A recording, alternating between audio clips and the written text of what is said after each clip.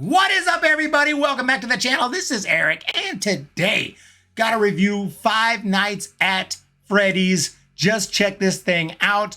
I know it's based on a video game, and I've never played the game, so I have to throw that out there. Fans of the video game might find some enjoyment where I didn't, might be able to pick up on some Easter eggs, whatnot in this film, but I've never played the video game. Okay, so just got to put that out there. I just went in thinking this might be a pretty cool, creepy kind of horror movie.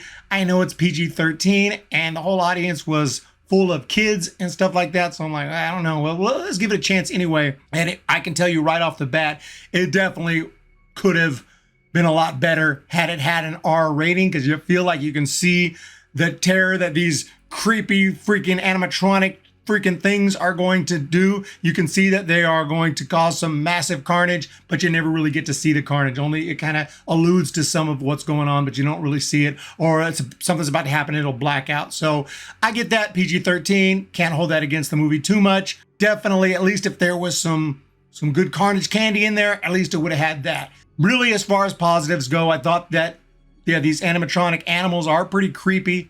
They did a good job of making it believable that they could actually be back in the 80s. They could have been some fun things that kids would have enjoyed, some fun animatronic animals playing the guitar.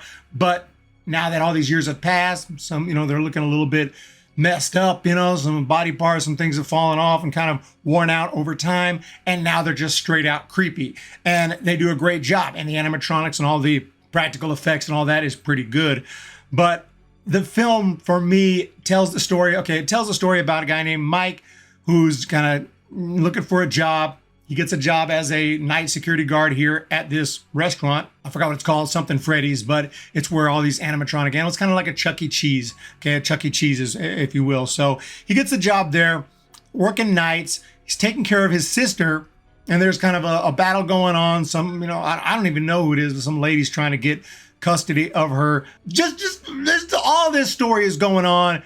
You think some things are going to happen. It shows some signs of what the movie's going to be about, and then it never resolves them. I noticed that a few times. And other than that, I just thought the script was pretty bad. I thought it was hard to listen to them, the way they talked. There's a police officer lady in this movie who he meets, who you can tell has some kind of connection, and she's just spending all her time messing around at this restaurant and hanging out with him, and they go for walks and stuff while she's on duty, and it's like the things she says are just odd. The script is like, people don't talk like this kind of thing. And on top of that, it was very predictable. And like I said, just storylines that didn't go anywhere. Like I thought this was going to, oh, okay, that's interesting. Where's this going to go? Oh, nowhere. Okay.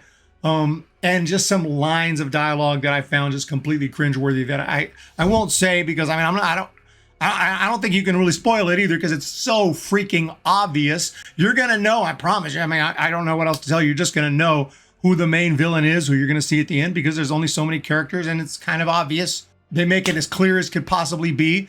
And you already know who the villain's going to be showing up at the end and kind of how it's going to wrap up. But other than that, just kind of boring.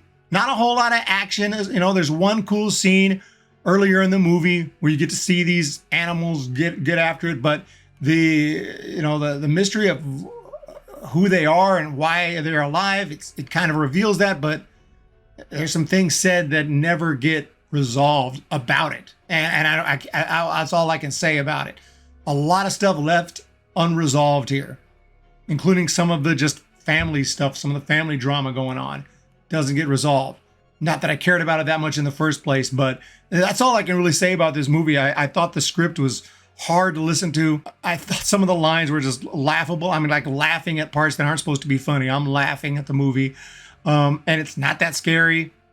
And it just felt like a missed opportunity, because they genuinely are creepy, and they did some good animatronics and some good special effects. But at the end of the day, I thought this movie was just not good.